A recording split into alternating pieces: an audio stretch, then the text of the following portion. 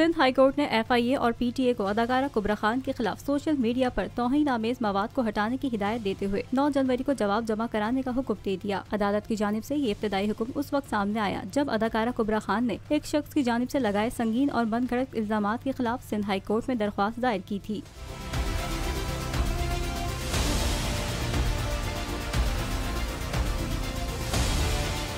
ख्याल रहे कि कुछ रोज कबल एक शख्स ने किसी अदाकारा या मॉडल का वाज़े नाम लिए बगैर उनके नामों के इब्तदाई अंग्रेजी हुरूफ बताए थे और कहा था कि उनकी नामुनासिब वीडियोस हैं, जिसके बाद उन्होंने सोशल मीडिया पर 3 अदाकाराओं के खिलाफ गर्दिश करने वाली अफवाहों की मजम्मत करते हुए कहा था कि उन्होंने उनमें से किसी अदाकारा का जिक्र नहीं किया।